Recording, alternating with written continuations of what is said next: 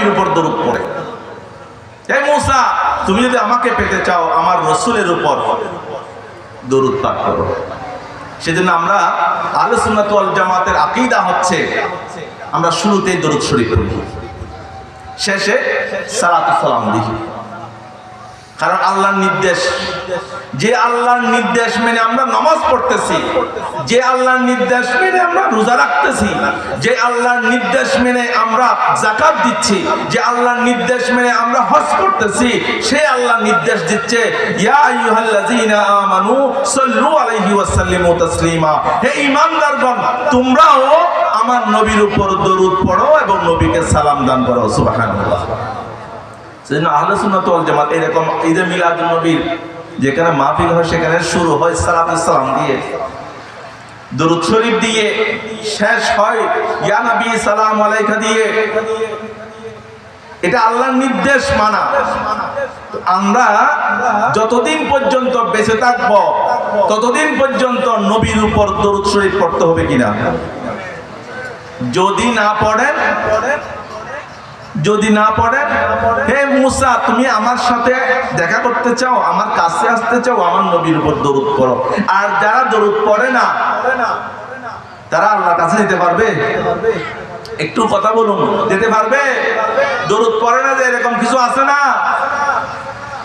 তারা শুরু করে দেয় আউযু বিল্লাহি মিনাশ শাইতানির রাজিম বিসমিল্লাহির রহমানির রহিম বলে শুরু করে দেয়। সারাদিন বলতে থাকে, কোনো দরুদ নাই, কোনো সালাম নাই। আছে? নাই। ওই রকম না থাকার দলের মধ্যে আমরা নেই। যেখানে আমার রাসূলের উপর দরুদ হয়, আমার রাসূলের উপর সালাতু সালাম হয়, সেখানে এসে আমরা মাহফিলে উপস্থিত হই, ঠিক কি না? তাহলে মূসা আলাইহিস সালাম আল্লাহকে পাচ্ছে, নবীর উপর দরুদ পড়ে। কোন নবী? যেই নবীর উম্মত আমরা। আলহামদুলিল্লাহ, সবাই আলহামদুলিল্লাহ বলুন। যে নবীর উম্মত আমরা, আমাদের নবীর নাম নিয়ে অন্য নবী পার হয়ে যায়, আর আমরা সেই নবীর উম্মত হয়ে ওই নবীর উপর সালাতু সালাম নিয়ে ঠাট্টা মশকরি করি। নাউযুবিল্লাহি মিন যালিক। আমরা দেখতেছেন না ইউটিউবের মধ্যে, ফেসবুকের মধ্যে কতগুলা মোল্লা ওখানে নবীর ইয়া নবী, আর আমরা যে ইয়া নবী সালাম আলাইকা বলে এটা নিয়ে কি করতেছে? ঠাট্টা করতেছে। ঈমান থাকবে? নবীর সাথে ঠাট্টা করা মানে আল্লাহর সাথে ঠাট্টা করা, আর আল্লাহর সাথে ঠাট্টা করা মানে কাফের হয়ে যাওয়া। নবীর মুহাব্বত যার অন্তরে নেই সে মুসলিম নয়, এটা হাদিসের কথা। তারপর দেখুন, আমরা যে দোয়া করি, প্রত্যেকটা দোয়া করে না, আল্লাহ এটা আমাকে দাও, আল্লাহ এটা আমার প্রয়োজন, আল্লাহ তুমি আমাকে হায়াত দাও, আমার মাকে হায়াত দাও। দোয়া করি না? দোয়া করি। এই দোয়া কবুল হওয়ার জন্য হাদিসে পাকে আমার রাসূল আমাদেরকে ইঙ্গিত দিয়েছে কিভাবে দোয়া করলে দোয়া কবুল হয়। আমরা শুধু দোয়া করতে আছি, আল্লাহ আমাকে দাও, আল্লাহ আমাকে দাও। আল্লাহ বলে ওয়াতাবিলাইহিল ওসিলা, ওসিলা তালাশ করো, মাধ্যমটা আমাদের জন্য আমার নবীর দরুদ শরীফ হবে। সুবহানাল্লাহ। দেখুন খসাইসুল কুবরা জিলদে সানি, দ্বিতীয় খণ্ড, 65 পৃষ্ঠা। আলী রাদিয়াল্লাহু তাআলা আনহু থেকে হাদিস বর্ণনা করেছেন। ওয়ান আলী রাদিয়াল্লাহু তাআলা আনহু قال قال رسول الله صلى الله عليه وسلم ما من دعاء الا بينه وبين السماء حجاب। হযরত আলী রাদিয়াল্লাহু তাআলা আনহু বর্ণনা করতেছেন, নবী করিম সাল্লাল্লাহু আলাইহি ওয়াসাল্লাম ইরশাদ করেছেন, মা মিন দুআ ইল্লা বাইনাহু ওয়া বাইনাস সামাই হিজাবুন। আমরা যে পৃথিবীর মধ্যে দোয়া করি, এই দোয়াকারী এবং আসমানের মধ্যবর্তী স্থানে একটা পর্দা হয়ে যায়। আসমানে এবং আমি দোয়া করতেছি, আমরা জমিন থেকে, এই জমিন থেকে যিনি দোয়া করেন, দোয়াকারী, দোয়া এবং আসমানের মাঝখানে একটা পর্দা হয়ে যায়। আমার রাসূল বলতেছেন, পর্দাটা হাত্তা ইউসাল্লি আলান নবী সাল্লাল্লাহু আলাইহি ওয়াসাল্লাম, যতক্ষণ না আমার রাসূলের দরুদ না পড়ে ততক্ষণ ওই পর্দা সরবে না। সুবহানাল্লাহ। দোয়া কবুল হওয়ার জন্য কি লাগবে দেখুন, দরুদ শরীফ, নবীর উপর দরুদ শরীফ।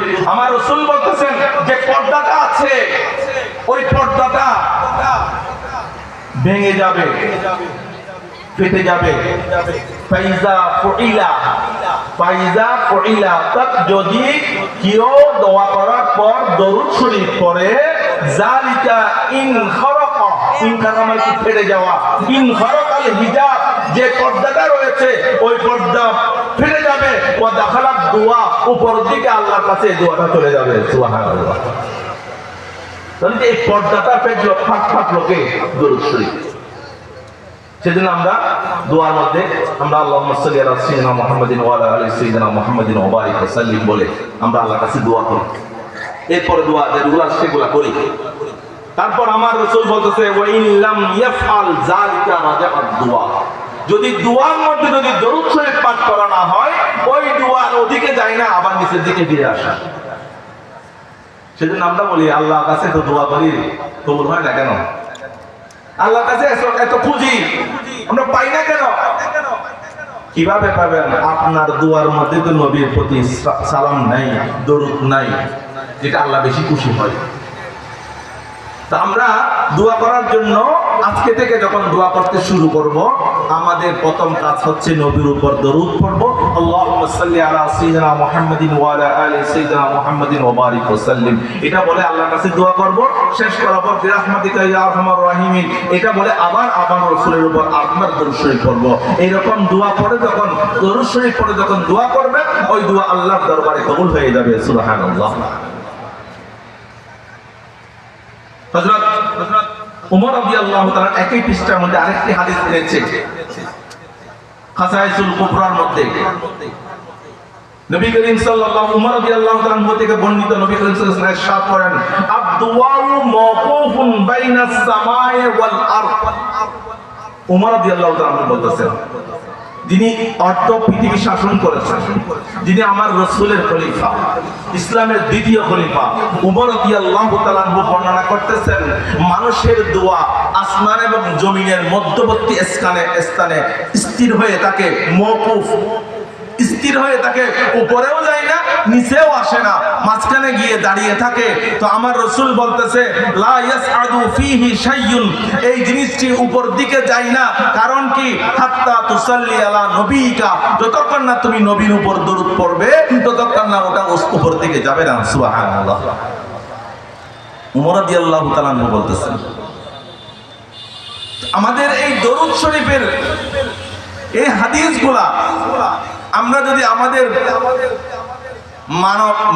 মা বাবাদেরকে, এলাকার মানুষদেরকে, মামুনদেরকে যদি জানিয়ে দিতে পারি দরুদ শরীফের ফজিলত, তাহলে প্রতিটি মানুষ আল্লাহর দরবারে যা দোয়া করবে আল্লাহ দোয়া কবুল করবে। সুবহানাল্লাহ। আমি মসজিদেও বলেছিলাম, হযরত আদম আলাইহিস সালাম আল্লাহর কথা অমান্য করেছে, অমান্য করার কারণে আল্লাহ জান্নাত থেকে বের করে দিয়েছে। এই যে অমান্য করেছে, এটা আদম আলাইহিস সালাম বলতেছে আমি নিজের উপর জুলুম করেছি, নিজের আত্মার কথা শুনি নাই। তো যার কারণে আদম আলাইহিস সালাম এই যে আল্লাহ নিজেকে অপরাধী মনে করতেছে, এই অপরাধীর কারণে যুগ যুগ ধরে আদম আলাইহিস সালাম আল্লাহর দরবারে কান্নাকাটি করতেছে। শেষ পর্যন্ত দোয়া কবুল করেছে আমাদের নবী মুহাম্মদ রাসূলুল্লাহ সাল্লাল্লাহু আলাইহি ওয়াসাল্লামের নাম মোবারকের উসিলায়। সুবহানাল্লাহ। আদম আলাইহিস সালামের দোয়া কবুল করেছে আমাদের নবীর নাম নিয়ে, এবং আল্লাহ বলে যখন তুমি আমার মাহবুবের নাম নিয়ে আমার কাছে দোয়া করেছ, আমার নাম মাহবুবের নামের উসিলায় আমি তোমাকে মাফ করে দিলাম। সুবহানাল্লাহ। আমরা তো সেই আদম সন্তান, আমাদের কাজ বাবা যেভাবে শিক্ষা দিয়েছে সেটা হওয়ার দরকার। নবীর উপর দরুদ পড়া, আর নবীর উপর এই দরুদটাকে নিয়ে এখন হাসি তামাশা বানিয়েছে। যারা বানিয়েছে তাদের কি ঈমান আছে?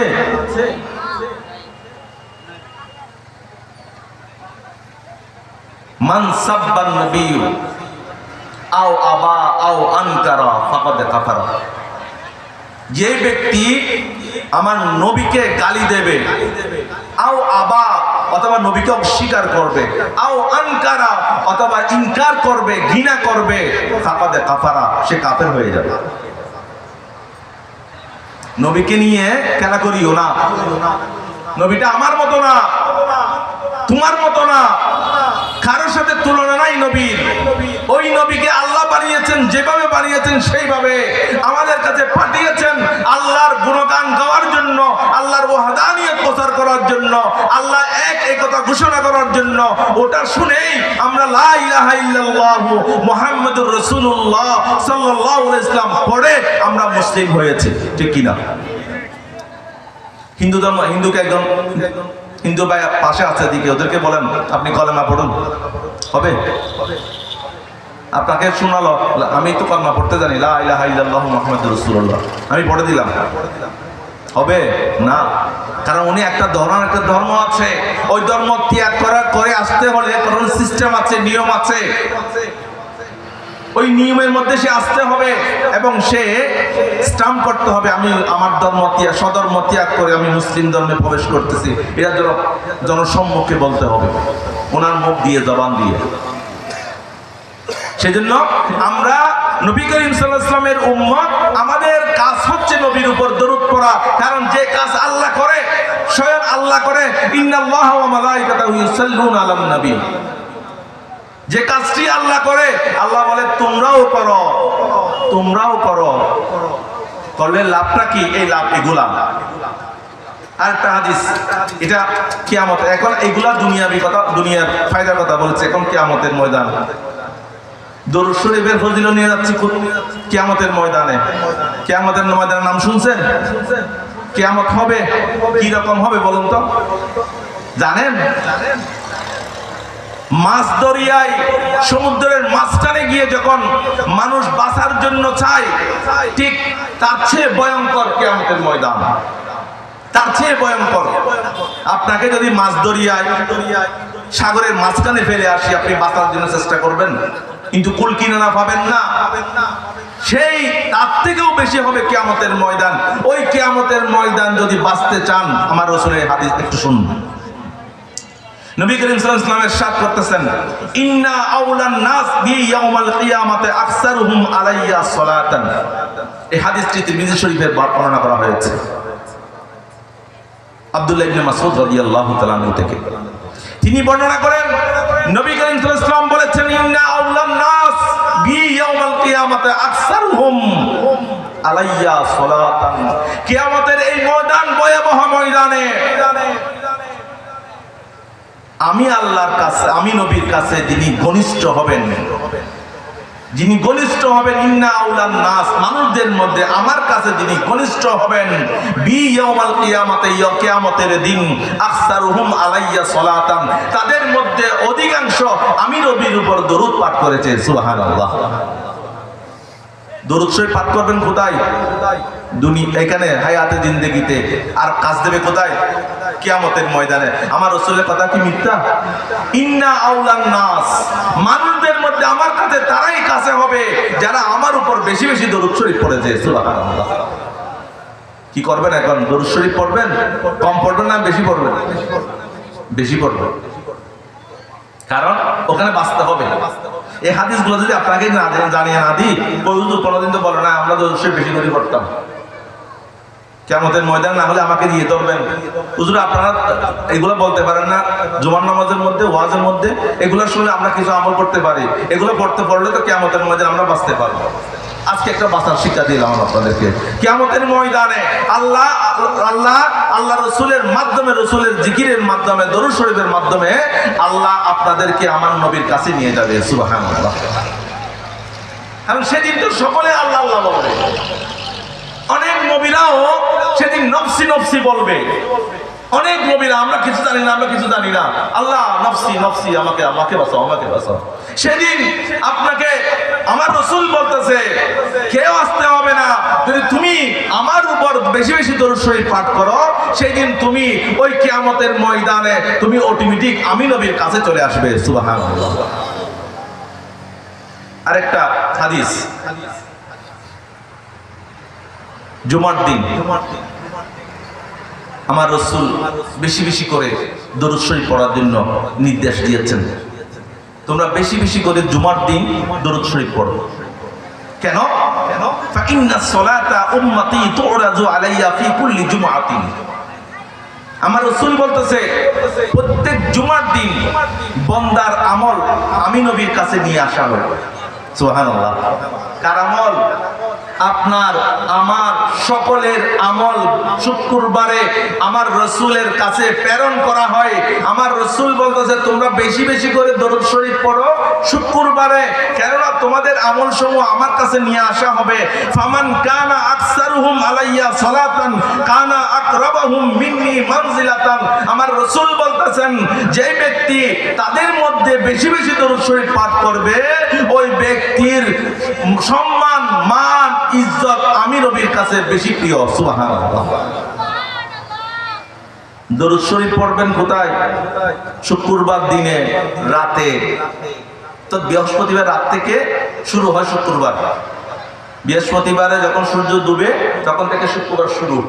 ওই রাতে এবং দিন, যেদিন জুমার নামাজ হয় সেদিন, ওই রাত এবং দিন, ওই দুইটি রাত দিনের মধ্যে যদি আপনি বেশি বেশি দরুদ শরীফ পড়েন, আমার রসুল বলে তাদের মধ্যে যিনি আমার কাছে বেশি দরুদ শরীফ পড়েছে তার সম্মান, ইজ্জত আমার কাছে বেশি কাছে। সুবহানাল্লাহ।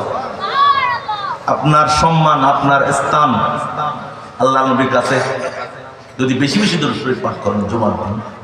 সম্মানিত হাজরিন,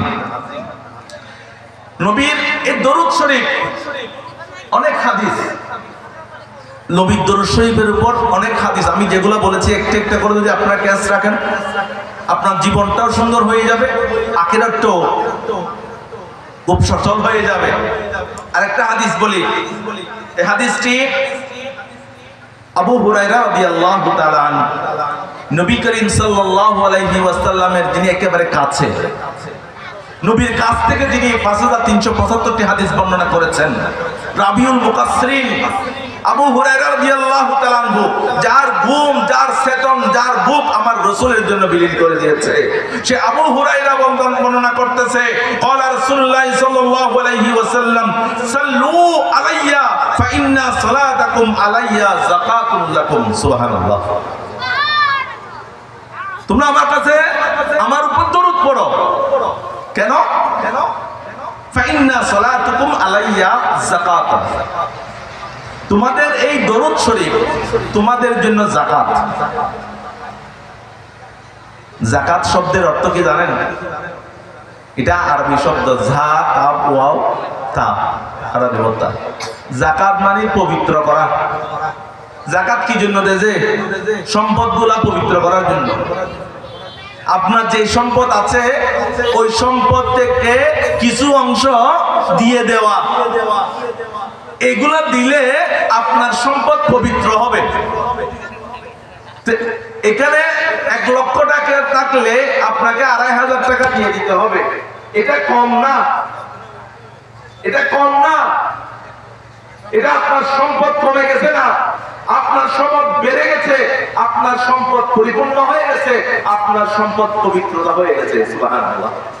সম্পদকে যেভাবে যাকাত পরিষ্কার করে, আমার রাসূল বলতেছে, হে আমার উম্মতরা, তোমরা যদি আমার নবীর উপর দরুদ শরীফ পাঠ করো, সেটা তোমাদের শরীরের যত গুনাহ আছে সমস্ত গুনাহ আমি আর রাসূলের দরুদ শরীফের কারণে maaf করে দেওয়া হবে। সুবহানাল্লাহ। যাকাত মানে পবিত্র করেছে আমাকে। আমার শরীর গুনাহে ভরা, আমার আমল ভালো আমল নেই, তো আমার রাসূল বলতেছে তুমি যদি বেশি বেশি দরুদ শরীফ পড়ো, ওই দরুদ শরীফের কারণে তোমার গুনাহ maaf হয়ে যাবে। সুবহানাল্লাহ। সম্মানিত হাজরিন, আমরা দরুদ শরীফ পড়তে কি করি?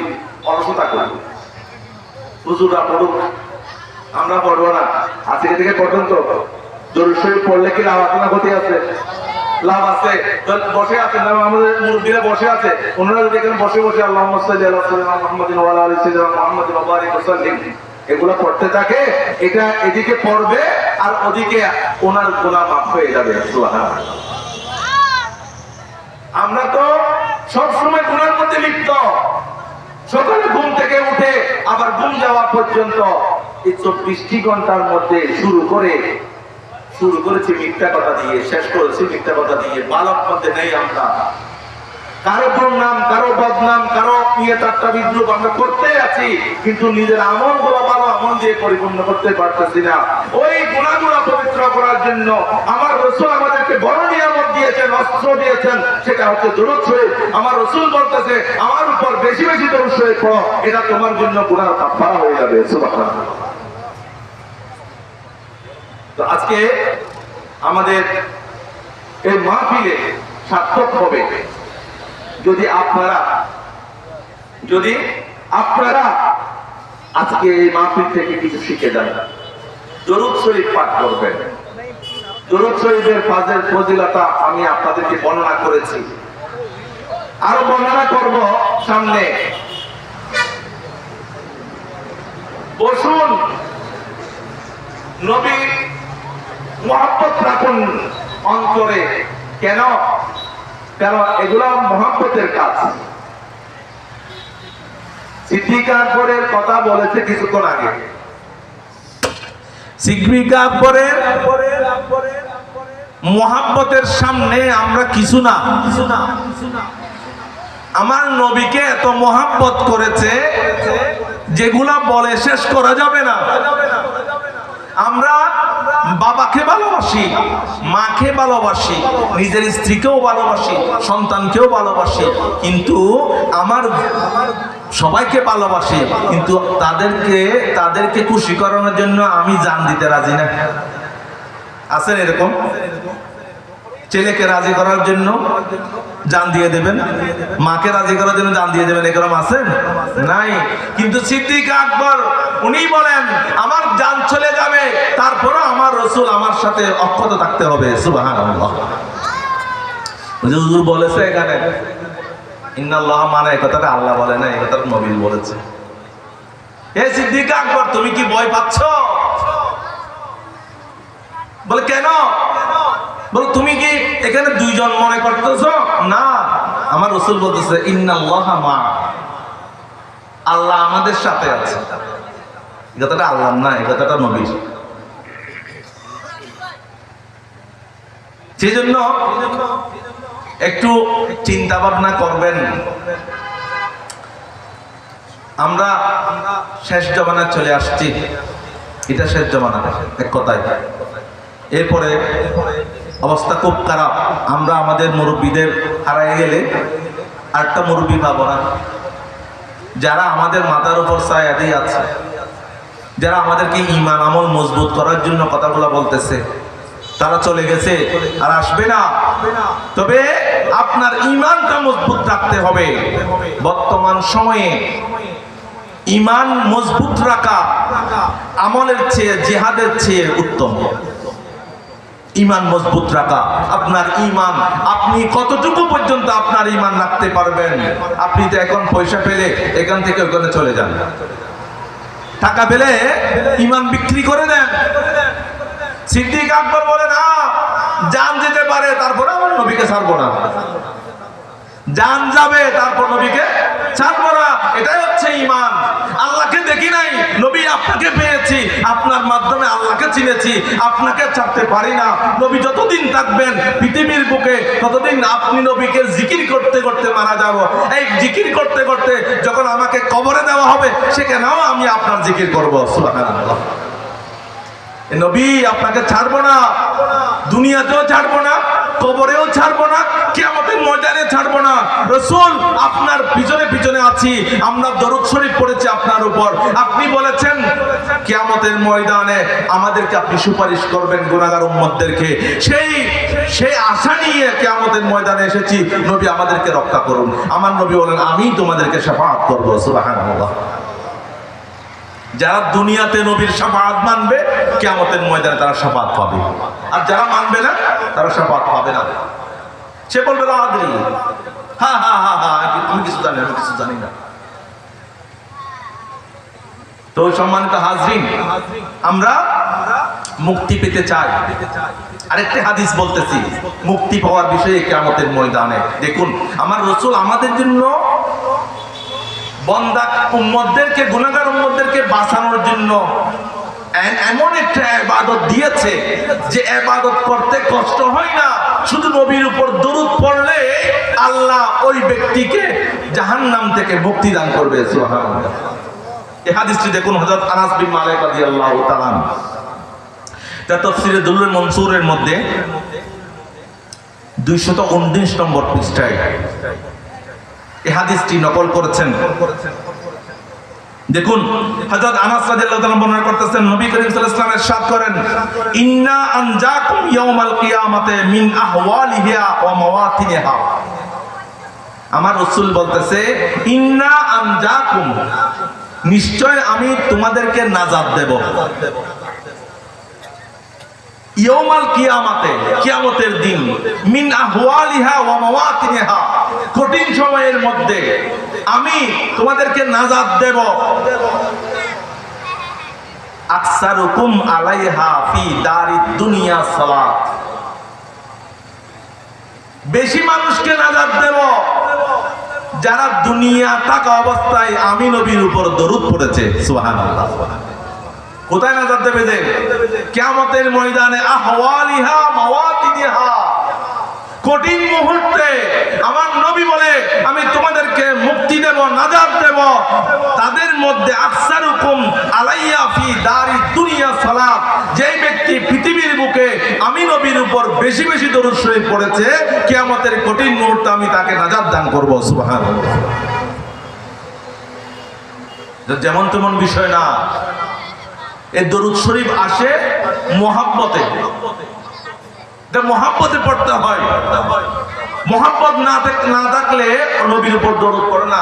আমাদের দেশে এক শ্রেণী না আপনাদেরকে বলে দরুদ পড়তে, যেটা দরুদ ইব্রাহিম নামে পরিচিত, এটা বড়, এটা বড়। না না, দরুদ ইব্রাহিম নামও আছে, দরুদ ইব্রাহিম। এটা নামাজের জন্য খাস করে দিয়েছে, কারণ আছে। কারণ মক্কায় খানে খাবার তৈয়ারের সাথে ইব্রাহিমের সাথে পরিবারের সাথে সম্পৃক্ত। যেহেতু নামাজ কাবার দিকে ফিরে পড়ে, আমার আল্লাহ বলে আমার নবীর পূর্বপুরুষ ইব্রাহিম আলাইহিস সালাম আমার নবীকে যখন স্মরণ করবে, আমার ইব্রাহিমকে একটু স্মরণ করতে হবে, তবে এটা মুস্তাহাব, কিন্তু আমার নবীকে সালাম দেওয়া এটা ফরজ। কোথায়? নামাজের মধ্যে। আসসালামু আলাইকা আইয়ুহান নবী, নামাজের মধ্যে সালাম দেওয়াটা আমার নবীকে ফরজ, আর ইব্রাহিম আলাইহিস সালামকে সালাম দেওয়াটা মুস্তাহাব। এটা দরুদ ইব্রাহিম নামাজে না পড়লে নামাজ হয়ে যাবে, কারণ তাশাহুদ পড়াটা, নামাজের মধ্যে তাশাহুদ পড়াটা কোন কোন ইমামের দৃষ্টিতে ফরজ, কোন কোন ইমামের দৃষ্টিতে ওয়াজিব। যাই হোক, ওয়াজিব এবং ফরজ দুটো কাছাকাছি। নামাজের মধ্যে নবীকে সালাম দেওয়া এটা ফরজ। এখন আমাকে বলুন, নামাজ কার ইবাদত? আল্লাহর ইবাদত। ওই আল্লাহর ইবাদতের মধ্যে আল্লাহ বলে আমার কাজ হচ্ছে নবীর উপর দরুদ পড়া, তো সেটা আমি কোথায় ঢুকিয়ে দিয়েছি? নামাজের মধ্যে ঢুকিয়ে দিয়েছি। আমার ইবাদত করলেও নবীর উপর দরুদ না পড়লে নামাজ হবে না। সুবহানাল্লাহ। নবীর উপর দরুদ না পড়লে নামাজ হবে না। তাহলে আর কিসের নামাজ করে? নামাজ কি জন্য করো? যদি নবীর মুহাব্বত অন্তরে না থাকে, নবীকে সালাম যদি না দাও, ওই নামাজ আল্লাহর দরবারে কবুল হবে না। কতগুলো আগ্রহের মধ্যে দেখি আমরা যে মিলাদ কিয়াম হয় না, অনেকে করে না, সালাম দেয় না, কারণ সালাম দেওয়া বেদাত। কিন্তু আগ্রহ দেওয়ার পর জামাইকে বলে তুমি একটু দাঁড়িয়ে সবাইকে সালাম দাও, বলে কিনা? তুমি একটু দাঁড়িয়ে সবাইকে সালাম দাও। তো এখন ওই ব্যক্তিটি কেন দাঁড়িয়ে সালাম দেবে? এটা যদি দাঁত হয়, ওটা কি জন্য বেদাত হবে? আমরা তো ব্যক্তিকে সালাম দিচ্ছি না, আমরা নবীকে সালাম দিচ্ছি। এখন আমার মুরব্বি এখানে বসে আছে, আমি বসে আছি, উনি যখন আসবে আমি দাঁড়িয়ে যাব, এটা হচ্ছে আদব।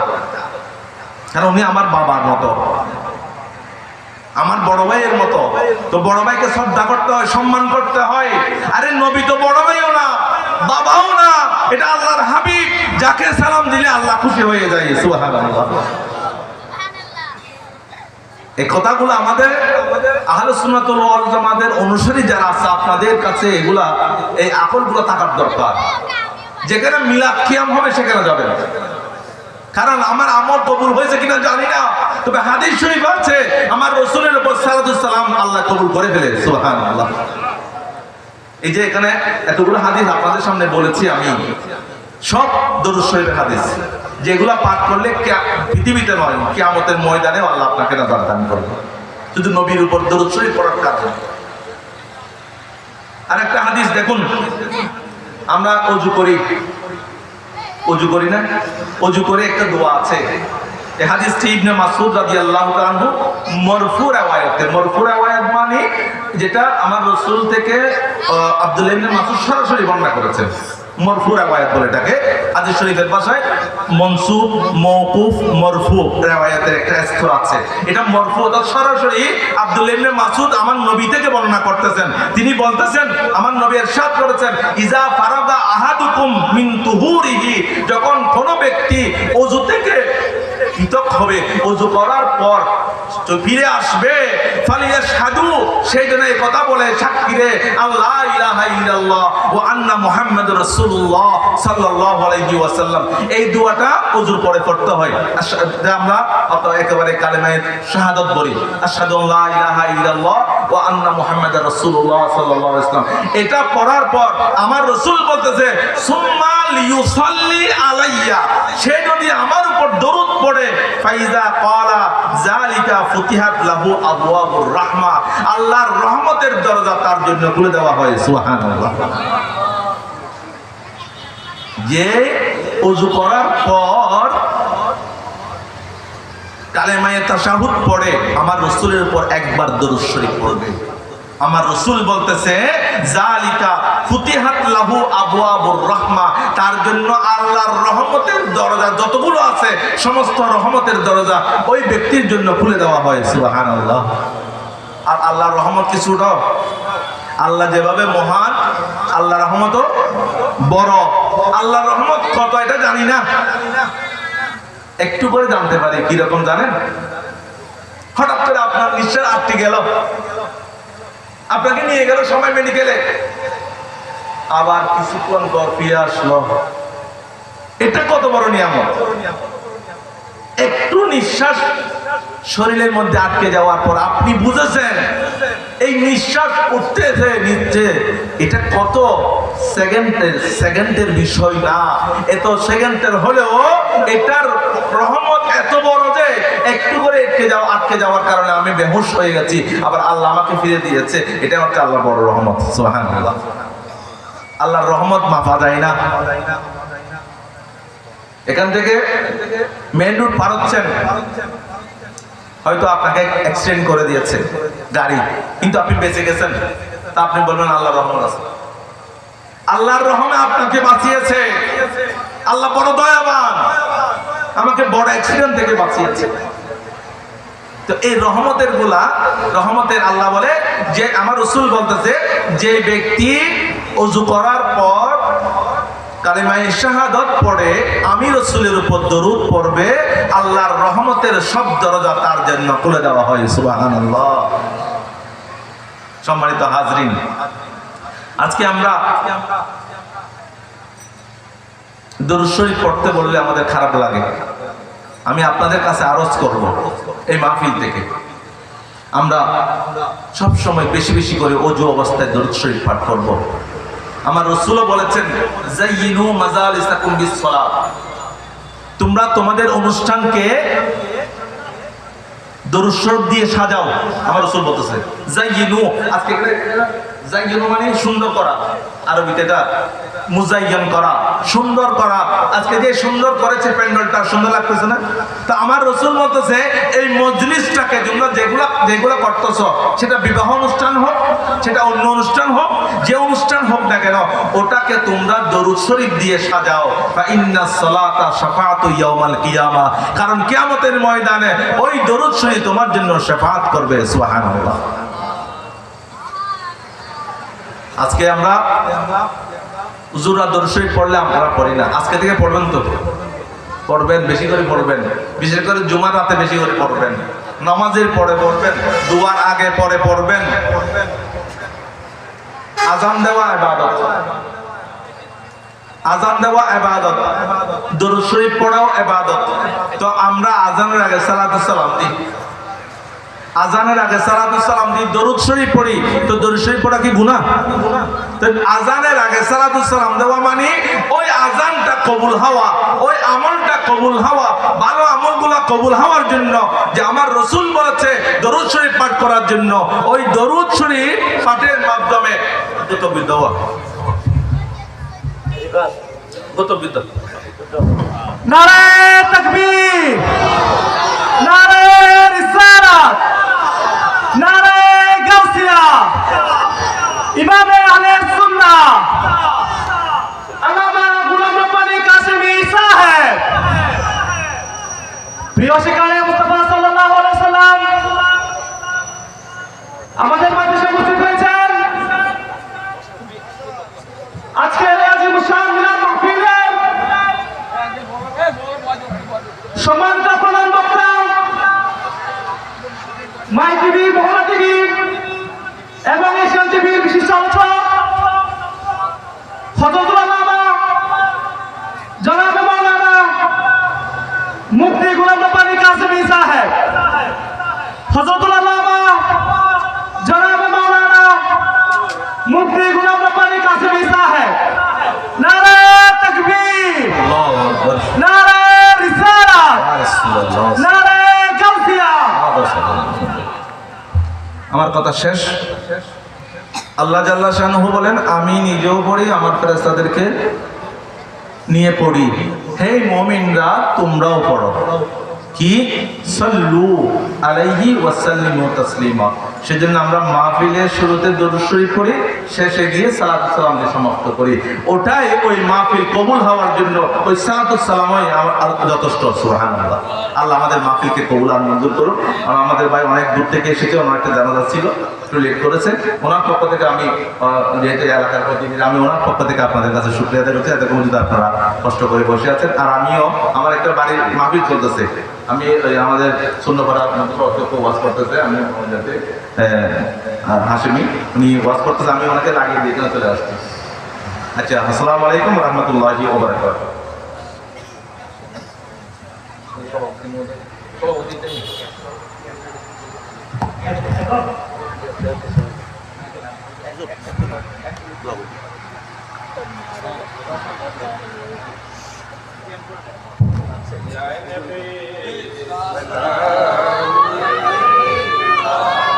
या रसूल सलाम अलैका, या हबीब सलाम अलैका, सलामुल्लाह अलैका सय्यदी या रसूल अल्लाह वास्ता आले नबी का सदक़े खैरुन्निसा का और शहीदी करबला का गम न हो रोज़े जज़ा का नबी सलाम या रसूल सलाम अलैका, या हबीब सलाम अलैका, सलावतुल्लाह उम्मती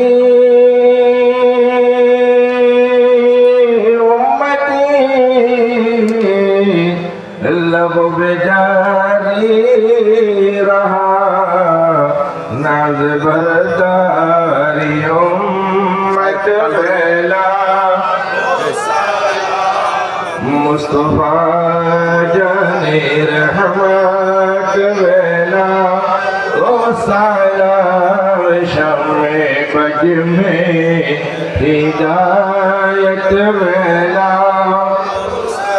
मौलाया सल्लि व सल्लिम दाइमन अबदा अला हबीबिका खैरिल खल्क़ि कुल्लिहिम।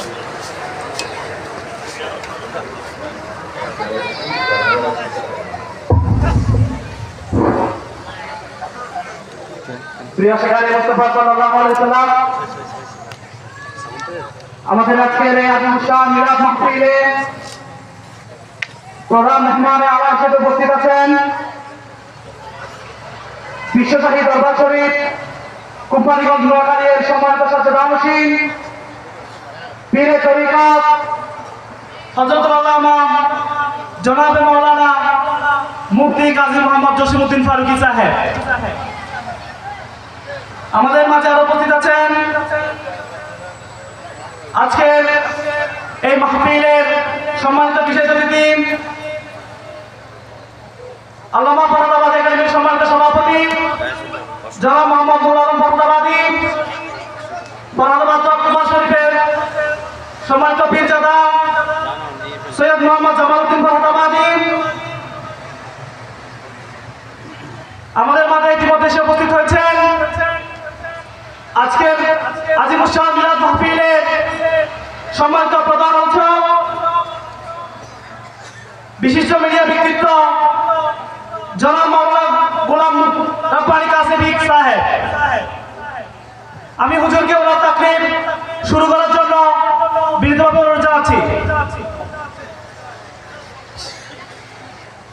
আসসালামু আলাইকুম ওয়া রাহমাতুল্লাহি ওয়া বারাকাতুহু। আপনারা কি কোনো কারণে আমার উপর রাগ করেছেন? আমি কিন্তু দুনিয়ার কোনো মানুষের বানানো সালাম আপনাদেরকে দেইনি। দু জাহানের বাদশাহ নূরে মুজাসসাম সাল্লাল্লাহু আলাইহি ওয়াসাল্লামের সুন্নত মুবারাকা প্রেরণ করেছি। যারা পরিমাণ রাসূলের প্রেম ইশকে মোহাম্মত যদি আপনাদের কলিজায় থেকেই থাকে, সমসুরে সালামের জবাব দেওয়ার চেষ্টা করবেন। আসসালামু আলাইকুম ওয়া রাহমাতুল্লাহি ওয়া বারাকাতুহু। সাউন্ড ওকে, যা আছে নো প্রবলেম, যা সাউন্ড যা আছে ওকে, ঠিক আছে। যে রব্বুল আলামিন অত্র এলাকায় হাজারো হাজারো মানুষ হয়ে বেরিয়ে আপনি আমাকে জান্নাতের বাগানে কবুল করেছে, চিৎকার মেরে একবার বলতে হবে আলহামদুলিল্লাহ। আর একটু জবান খুলে বলি আলহামদুলিল্লাহ। আল্লাহুম্মা সাল্লি আলা মাওলানা মুহাম্মাদ ওয়া আলা আলি সাইয়্যিদিনা মাওলানা। কি নবীর দুরূদ শরীফ পড়তে আমাদের কষ্ট হচ্ছে? নবীর প্রশংসা করতে কি খারাপ লাগবে? আর নবীর প্রশংসা না করলে কার প্রশংসা করব? আমার আল্লাহ বলেন পবিত্র কোরআনের প্রথমে আমি আল্লাহ 99টা নাম দিয়েছি, আমার বন্ধুকে দিব না এমনটা হতে পারে না। এই জন্য আল্লাহ তারা বন্ধুকে 99টা নাম দিয়েছেন। আমার নামে আহমদ, আমার নামে হামেদ, আমার নামে মাহমুদ, আমার নামে কাসেম, আমার নামে আফেদ, আমার নামে ফাতেহ, আমার নামে খাতেম, আমার নামে হাশের, আমার নামে মাহি, আমার নামে দাঈ, আমার নামে সিরাজ, আমার নামে রশিদ, আমার নামে মুনির, আমার নামে বশির, আমার নামে নজির, আমার নামে হাদি, আমার নামে মাহদি, আমার নামে ইয়াসিন, আমার নামে তোহা, আমার নামে মুজাম্মিল, আমার নামে মুদাসসির, আমার নামে শফি, আমার নামে কলিম, আমার নামে খলিল, আমার নামে হাবিব, আমার নামে মুস্তাফা, আমার নামে মুর্তজা, আমার নামে মুস্তাফা, আমার নামে মুখতার, আমার নামে নাসির, আমার নামে মনসুর, আমার নামে কায়েম, আমার নামে হাফেজ, আমার নামে শহীদ, আমার নামে আদিল, আমার নামে হাকিম, আমার নামে নূর, আমার নামে বুরহান, আমার নামে হুজ্জা, আমার নামে আবতাহি, আমার নামে মতি, আমার নামে মাসকুর, আমার নামে মাওয়াইজ, আমার নামে মাদানি, আমার নামে আরাবি, আমার নামে হাশিমি, আমার নামে তিহামি, আমার নামে এজাজি, আমার নামে কুরাইশি, আমার নামে রাউফ, আমার নামে রহিম, আমার নামে ইয়াতিম, আমার নামে গনি, আমার নামে জাওয়াদ, আমার নামে আউয়াল, আমার নামে আখির, আমার নামে জাহির, আমার নামে বাতিন, আমার নামে ওয়ামা আরসালনাকা ইল্লা রাহমাতাল লিল আলামিন। আল্লাহর শপথ করে বলি হারকে এশকে মুস্তাফা সামানে উস্তে বাহার ওয়া বারদার গোশায় দামানে উস্তে। যারা প্যান্ডেলে বসলাম লক্ষ টাকা খরচ করে প্যান্ডেলের আয়োজন করেছে, দোকানপাট বন্ধ করে পরিবার ছেড়ে দিয়ে রাত কনকনে শীতে কম্বল ফেলে দিয়ে রাসূলের জান্নাতের বাগানে বসেছ, আল্লাহর শপথ কিয়ামতের ময়দানে নবী প্রেমিকরা জান্নাত তালাশ করতে হবে না, হবে না, হবে না। জান্নাত নিজেই ওদেরকে তালাশ করে বেজরে বলে সুবহান। ওই নবীর প্রেম মোহাব্বত এশকে নিয়ে মন থেকে বলুন তো, জীবনে একবার হলো মদিনা যেতে মন চায় কি চায় না? না তুই হাত তুলে বলতে হবে চায় কি না? हमने माना कि जन्नत बहुत है हंसी, छोड़कर हम मदीना न जाए कहीं। यूं तो जन्नत में सब है मदीना नहीं, मदीना में जन्नत मौजूद है। आशिक बोले আমার এক পাশে যদি জান্নাত রাখা হয় আর এক পাশে মদিনা, তুমি কোথায় যাবা? আমি 1 কোটি বারে বলবো আমি জান্নাতে নয়, আমি জীবনে একবার মদিনায় যেতে চাই, জীবনে একবার মদিনায়। কিরে আশেক, জান্নাতে কেন যাবি না? বলে না, জান্নাত অনেক সুন্দর। জান্নাতুন তাজরি মিন তাহতিহাল আনহার, যেখানে 4টা নহর পাওয়া যায়, একটা দুধের নহর, একটা শরাবের নহর, একটা মধুর নহর, আর একটা হচ্ছে ইন্না আ'তাইনাকাল কাউসার। এত প্রশংসা করলা, তারপরে জান্নাতে কেন যাবি না? বলে না, জান্নাতে তন্ন তন্ন করে ঘুরে দেখলাম, জান্নাতে মদিনা পাওয়া যায় না, জান্নাতে মদিনা পাওয়া যায় না, জান্নাতে মদিনা পাওয়া যায় না। কিন্তু মদিনায় গিয়ে দেখলাম মা বাইনা ওয়া বাইতি মিনবারি রাউযাতুম মিন রিয়াজিল জান্নাহ। মদিনায় গিয়ে দেখলাম ওইখানে একটা জায়গা আছে রিয়াজুল জান্নাহ। তো মদিনায় গেলে তো জান্নাত অটোমেটিক্যালি পেয়ে যাচ্ছি। শুধু জান্নাত নয়, মদিনায় গেলে জান্নাতের মালিক মদিনাওয়ালা নবীকেও পাওয়া যায়। জোরে বলে সুবহানাল্লাহ। এই জন্য নবীকে ভালোবাসি বলে সুন্নিদের বড় অপরাধ। নবীকে ভালোবাসলে আপনাকে গালি শুনতে হবে বিদাতি বিদাতি। নবীকে গালি মহব্বত করতে হলে আপনাকে গালি শুনতে হবে মাজার পূজারি। নবীর মিলাদুন নবী করলে আপনাকে বিরিয়ানি খোর, তাবারক খোর, জিলাপি খোর বলবে। কিন্তু দুনিয়ার কোনো বদনাম আমরা বিন্দুমাত্র আমাদের কষ্ট দেয় না। আর একটা ছেলে একটা মেয়ের সাথে প্রেম করতে হলে একটা কলঙ্ক নেয়, মদিনাওয়ালার সাথে প্রেম করতে হলে কলঙ্ক তো নিতেই হবে। একটু সবর করো, দেখবা কিয়ামতের ময়দানে মদিনাওয়ালার শাফাত নিয়ে সুন্নিরাই প্রথম জান্নাতে গমন করবে। সবাই বলে ইনশাআল্লাহ। আরো জবান খুলে বলে ইনশাআল্লাহ। আসল প্রথমে আমি ছোট্ট একটা আয়াত তেলাওয়াত করতে চাই, যে আয়াতটি প্রত্যেকের মুখস্থ আছে। কুল্লু নাফসিন যায়িকাতুল মউত, জন্ম যে গ্রহণ করেছে মৃত্যু তাকে বরণ করতে হবে। এই কথার মধ্যে কোনো সন্দেহ আছে? তবে আপনি আশ্চর্য হবেন, হযরত ইয়াকুব আলাইহিস সালাম তিনি যখন ইউসুফকে হারাই ফেলছিলেন তখন তিনি 20 বছর কান্না করেছিল। হযরত ইয়াকুব আলাইহিস সালামের চোখ দুইটা অন্ধ হয়ে গিয়েছিল, চোখের নিচে কান্না করতে করতে ড্রেনের মতো দুইটা দাগ হয়ে গিয়েছিল। আজরাইলের বড্ড মায়া লাগলো। ইয়াকুব পয়গাম্বর কাছে এসে বলে, পয়গাম্বর আমার রূহ কবজ করতে আসছেন? বলে না, বড্ড মায়া লেগেছে। কাসাসুল আম্বিয়ার মধ্যে তাহের সূরাটি রাহমাতুল্লাহ লেখে, ইয়াকুব পয়গাম্বর বলে, আজরাইল মৃত্যুর আগে তোমাকে কোনোদিন পাওয়া যায় না, আসবা রূহ কবজ করবা। মৃত্যুর আগে যদি এমনিতে একবার পেয়ে গিয়েছি, তোমার কাছে আমার একটা রিকোয়েস্ট আছে, একটা অনুরোধ আছে, একটা আরজি আছে। কি আরজি? আজরাইলের কাছে ইয়াকুব পয়গাম্বর বলে, মৃত্যুর আগে আমাকে 3টা সিগন্যাল দেবা। 1 নম্বর সিগন্যাল দিলে মৃত্যুর জন্য রেডি হব, 2 নম্বর প্রস্তুত হব, 3 নম্বর জন্য একদম প্রস্তুত হব। আজরাইল বলে আকবালতু, কবুল করলাম। আজরাইল চলে গেল। 20 বছর হয়ে যায়, সিগন্যাল নাই। 40 বছর হয়ে যায়, সিগন্যাল নাই। 80 বছর হয়ে যায়, সিগন্যাল নাই। 100 বছর হয়ে যায়, সিগন্যাল নাই। 110 বছর পর রূহ কবজ করতে আসলো আজরাইল। 1 নম্বর সিগন্যাল এত লেট। আজরাইল বলে, না, রূহ কবজ করতে এসেছি। কিরে, আপনারা বলেছেন মৃত্যুর আগে 3 সিগন্যাল দিবেন। ফেরেশতা মিথ্যা বলে না, ফেরেশতা ঘুমায় না, ফেরেশতা খায় না, ফেরেশতা নয় কোনো নারী, নয় কোনো পুরুষ। আপনারা বলেছেন। আজরাইল বলে, সিগন্যাল দিয়েছিলাম তো, কোথায়? কই? বলে, আপনার কি মনে পড়ে 1 নম্বর সিগন্যাল বয়স যখন 30 থেকে 40, 40 থেকে 50 ছিল, আপনার মাথার চুল আর দাড়িগুলো কুচকুচে কালো ছিল, কিন্তু বয়স যখন 60-70 চলে গিয়েছে, দাড়ি পেকে গিয়েছে, মাথার চুল সাদা হয়ে গিয়েছে। এই যে মাথার চুল দাড়ি সাদা হয়ে যাওয়া মৃত্যুর 1 নম্বর সিগন্যাল। একটু যাবার খুলে বলে সুবহানাল্লাহ। তাই নাকি? আমি খেয়াল করেছি তুমি টোকা মারবা, আমাকে সিগন্যাল দেবা। 2 নম্বর সিগন্যাল কি? বলে, মনে পড়ে আপনার বয়স যখন 30-40 ছিল, হাডুডু, ক্রিকেট, ফুটবল, আপনি গাছের ভিতরে একে মই লাগিয়ে উঠিয়ে যান, বাজার করে 2 বার একসাথে নিজে হাঁটেন। কিন্তু 70 বছর যখন হয়ে গেল, 60, আগের মতো শক্তি নাই, হাঁটতে পারেন না। এ আমার নাতি, একটা লাঠি আনিস তো আমার জন্য, একটু ঠক ঠক করে হাঁটতো। এই যে মৃত্যুর 2 নম্বর সিগন্যাল, আপনার শরীরটা দুর্বল হয়ে গিয়েছে। 3 নম্বর সিগন্যাল হচ্ছে আপনার দেহটা স্ট্রং ছিল, সটান ছিল, কিন্তু আপনার বয়স যখন 50, 60, 70 চলে যায়, আস্তে আস্তে করে দেহটা বাঁকা হয়ে যায়। 90, আরো বাঁকা, 100, এখন গুজা হয়ে গিয়েছেন, আগের মতো সোজা হয়ে দাঁড়াতে পারেন না। এটা হচ্ছে মৃত্যুর 3 নম্বর সিগন্যাল। তো কি করবা? একটা টান দিয়ে রুটা কবজ করে নিয়ে গেল। মৃত্যুর কোনো সিগন্যাল নাই, মৃত্যুর কোনো আলামত নাই। আসার সিরিয়াল আছে, যাওয়ার কোনো সিরিয়াল পাওয়া যায় না। মুসা কালিমুল্লাহকে আজরাইল রূহ কবজ করতে এসেছিল। ফালাতামা মুসা আজরাইল আলা আইনাইহি, এত জোরে থাপ্পড় মেরেছিল, আজরাইলের দাম চোখটা জমিনের মধ্যে পড়ে গিয়েছিল। আমার আল্লাহ বলে, মুসা, তুমি এত বাঁচার একটা কাজ করো। তোমার সামনে একটা গরু দেখা যায়, ওই গাভীর পিঠের মধ্যে ডান হাতটা রাখো। আল্লাহ, কেন? রাখো না, মুসা কালিমুল্লাহ বলে ডান হাতটা রাখলাম। আমার আল্লাহ বলে মুসা তোর ডান হাতের নিচে গাভীর কয়টা পশম আছে একটু গণনা করতো। আল্লাহ কেন? আমার আল্লাহ বলে যতটা পশম আছে প্রত্যেকটা পশমের বিনিময়ে 1 বছর করে হায়াত বাড়িয়ে দিলাম। আল্লাহ 2 হাত দিলে 2 হাতের নিচে যত পশম আছে বাড়িয়ে দিলাম। আল্লাহ তারপর কি হবে? কুল্লু নাফসিন যায়িকাতুল মাউত, আজরাইলের 1 চোখ বের করার 2 চোখ বের করার মৃত্যু তোমাকে বরণ করতে হবে।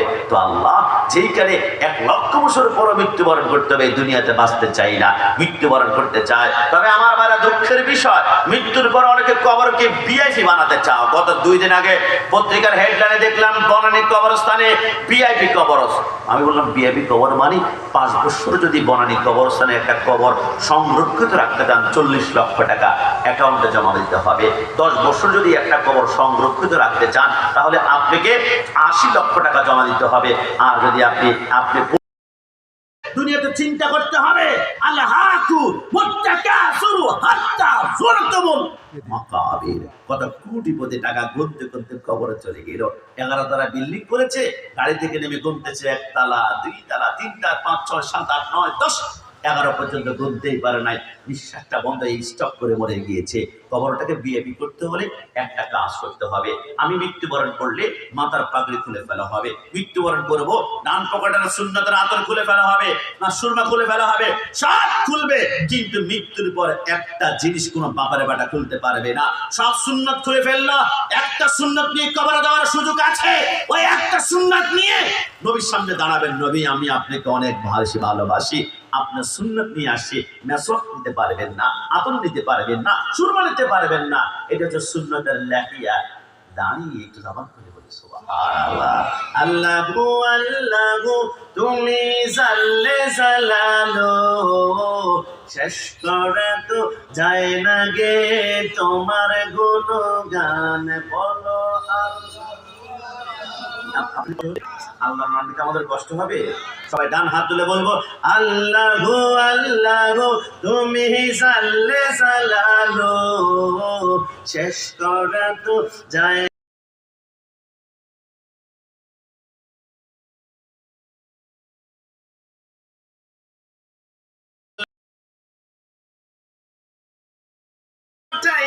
দিলা ইসমে আজম দিয়া তুমি ইউনুস নবীকে আগা মাছের পেটে নিয়া ফেরেশতা পাঠাইয়া দিলা ইসমে আজম দিয়া।